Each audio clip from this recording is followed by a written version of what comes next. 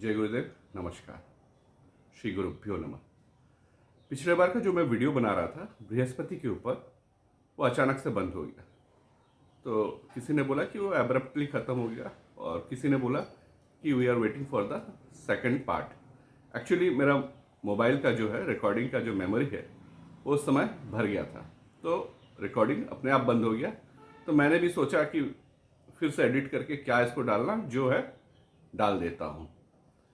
पर कुछ लोगों ने रिक्वेस्ट किया कि इसका सेकंड पार्ट होना चाहिए, तो आइए हम लोग बृहस्पति के बारे में आगे बात करते हैं। मैंने उस समय बृहस्पति 10th के तक शायद बताया था। अभी चलिए आगे देखते हैं।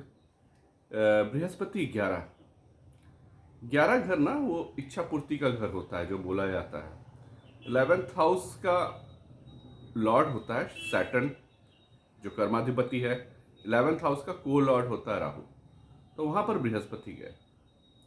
तो ऐसे लोग क्या होते हैं ना, अपने जेंडर में जनरली बड़े होते हैं, अपने जेंडर में। और दूसरी बात यह है कि ये अच्छे प्लानिंग करते हैं। अच्छे प्लानिंग इन द सेंस ऐसे कि कोई भी इवेंट के लिए ये 2 प्लान करके रखते हैं। अगर एक प्लान ठीक हुआ, नहीं तो स्टैंड बाई दूसरा रहता है कि हम सेकंड प्लान से चलेंगे। ये बृहस्पति 11 है। उसके बाद आते हैं हम लोग, चलिए बृहस्पति 12 में। ये पोजीशन बृहस्पति के लिए बहुत अच्छा बोला गया है। ये उन लोगों को मिलता है जो पिछले जन्म में बहुत सारे दान किए।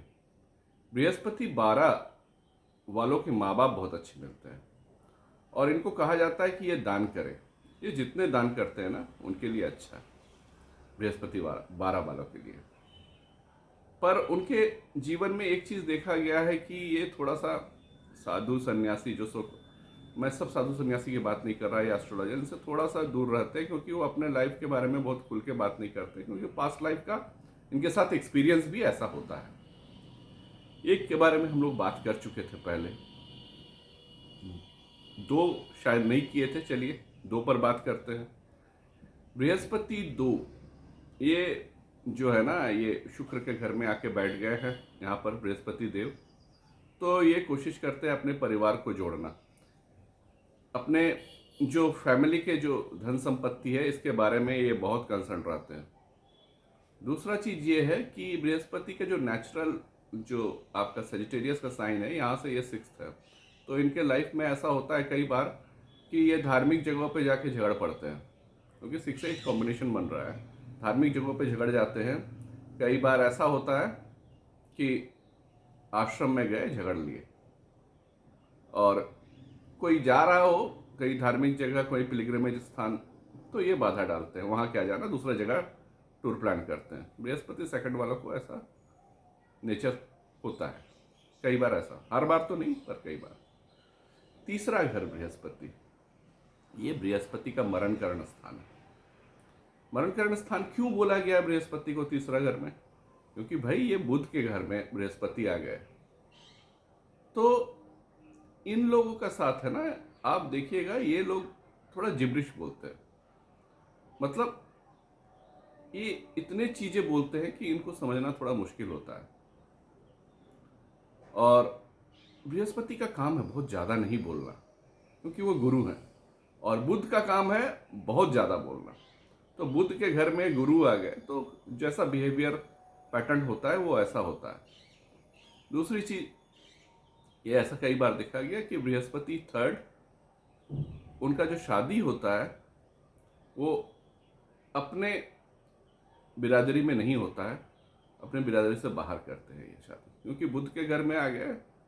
तो वो लॉजिकली, बृहस्पति क्या है, नियम है, तो हर नियम का ये विरोध कर देते हैं कि लॉजिक से वो नियम को काटते हैं कि नहीं, इसके बाहर भी हम कर सकते हैं। ट्रेडिशन के बाहर बुध, ये बृहस्पति तीसरा ट्रेडिशन के बाहर जाता है। ये सबसे सही सेंटेंस हुआ कि ट्रेडिशन के बाहर जाते हैं बृहस्पति तीसरा। बृहस्पति 4th, बृहस्पति का ये एग्जॉल्टेशन वाला घर है। ये उनको मिलता है जो शायद मन से अपनी माँ को बचपन में उतना पसंद नहीं कर, पर माँ इनको घुट्टी में पिलाती है कि क्या ठीक है क्या गलत है। माँ इनका गुरु का काम करती है, इनको घर अच्छा मिलता है, घर बड़ा मिलता है। अब आते हैं बृहस्पति पांचवा पर। बृहस्पति पांचवा वालों का ऐसा होता है कि इनके साथ इशू ये होता है कि ये शायद वो जो लाइन लेके पढ़ना चाहते हैं, कई बार वो लाइन नहीं लेके पढ़ के दूसरा लाइन पढ़ते हैं। बृहस्पति जीव कारक भी है और पांचवा घर आपका बच्चे का है, तो कई बार बच्चों के साथ नहीं बनता है, या ये बच्चे नहीं चाहते हैं, या बच्चे आते भी हैं तो बीमार आ सकते हैं। और अगर रेट्रो है तो ये थोड़ा ज़्यादा होता है। अगर रेट्रोगेट है तो एक चीज़ ये भी होता है कि एडमिशन लेने कहीं और गए, एडमिशन कहीं और लिए रेट्रो, या किस स्ट्रीम कोई और पसंद किए, वो स्ट्रीम में एडमिशन लेके फिर वहाँ से नाम हटा के फिर दूसरा स्ट्रीम में जाके वो पढ़ते हैं।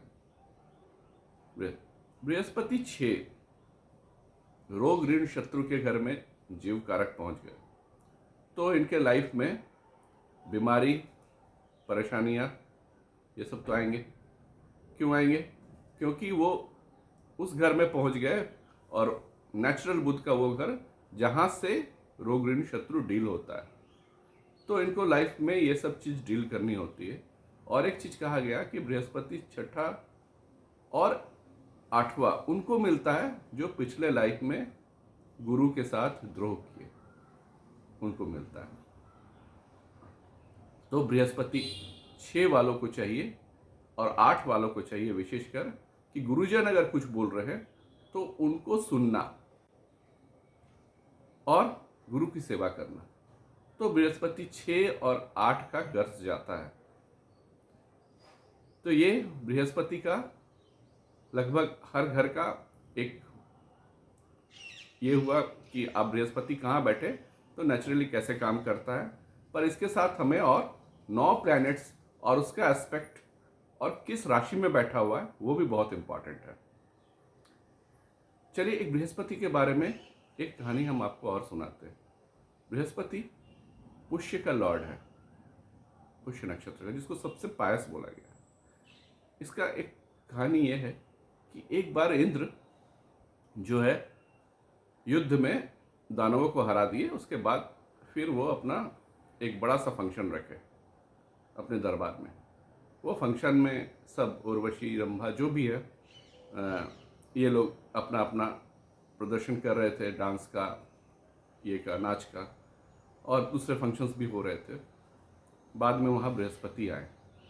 इंद्र ने उनको नोटिस नहीं किया। ऐसा नहीं था कि इंद्र को नहीं पता चला या देखे नहीं, पर वो अपने जो एक राजा का जो एक दम्भ होता है वो उस पे थे। बृहस्पति को ये चीज बुरा लगा, वो वहां से चुपचाप उठ के चले गए और स्वर्ग को छोड़ दिए। तो इससे ये हुआ कि दानवों को पता चला कि देवताओं के एडवाइजर देवगुरु बृहस्पति वहां नहीं है।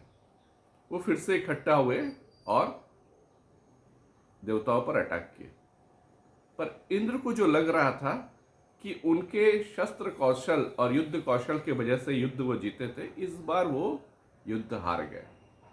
तब उनको बृहस्पति का इंपॉर्टेंस का पता चला, तो फिर वो दौड़ के गए, फिर बृहस्पति से वो माफ़ी मांगे और बोले कि नहीं, मुझसे भूल हुई थी, आप आइए और आपका जो रोल है आप उसको पूरा कीजिए। तो लाइफ में जब भी आपको अच्छे एडवाइज़र मिलते हैं, अच्छे गुरु मिलते हैं, या एस्ट्रोलॉजर मिलते हैं, या डॉक्टर मिलते हैं, जो भी 9th हाउस के कारक हैं, उनको आप उपेक्षित मत कीजिएगा। उनका जो ड्यू है उसको जरूर पूरा कीजिएगा, नहीं तो लाइफ से वाइजनेस चला जाता है, आपको एडवाइस देने वाले लोग नहीं मिलेंगे। तो ये है बृहस्पति। नेक्स्ट टाइम हम लोग किसी और चीज़ पे बात करेंगे। तब तक के लिए नमस्कार। और वीडियो अगर अच्छा लगता है तो ज़रूर सब्सक्राइब करें। ये चैनल कपीश ज्योतिष आपके लिए सिर्फ स्पिरिचुअल और एस्ट्रोलॉजिकल कंटेंट से देगा। नमस्कार।